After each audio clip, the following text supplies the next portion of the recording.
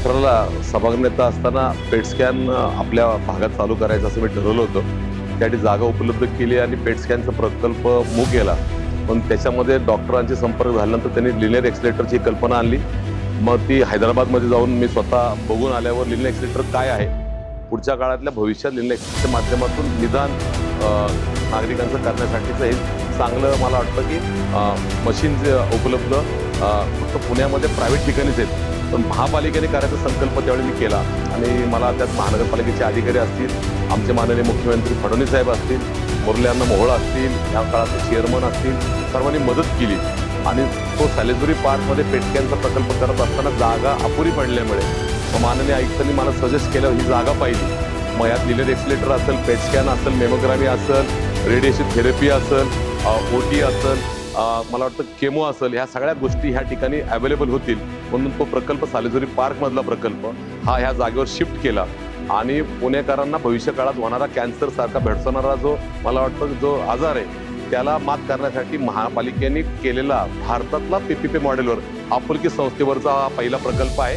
आणि नक्कीच महापालिकेचा अभिमान आहे, आम्हाला आनंद आहे. या हॉस्पिटलद्वारे रुग्णांची आम्ही सेवा करू शकतो.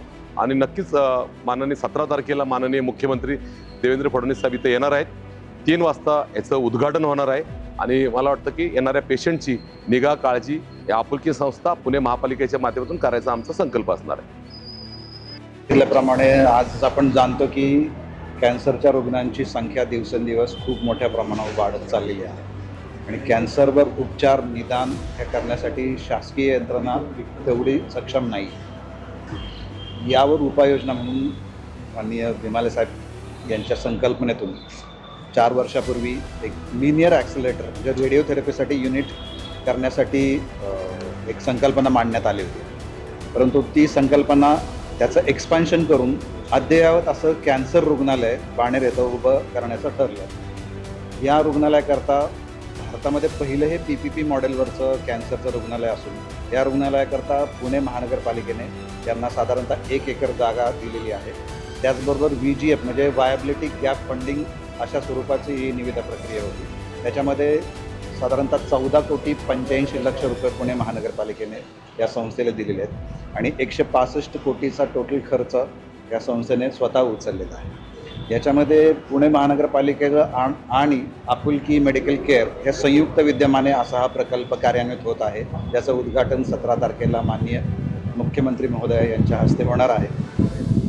या रुग्णालयाची कॅपॅसिटी 150 खाटांची असून या रुग्णालयामध्ये बाह्य रुग्ण विभाग, आंतररुग्ण विभाग, शस्त्रक्रियागृह, लिनियर ॲक्सिलेटर म्हणजे कोणत्याही रुग्णाला कॅन्सरच्या रुग्णाला कोणत्याही अवयवाचा जर कॅन्सर झाला असेल तर त्या अवयवाला प्रॉपर मेजरमेंट करून फक्त त्या अवयवापुरतं किंवा त्या पेशींपुरतंच रेडिएशन दिलं जातं, जेणेकरून शेजारच्या अवयवाला किंवा शेजारच्या पेशींना कोणतीही इजा होत नाही.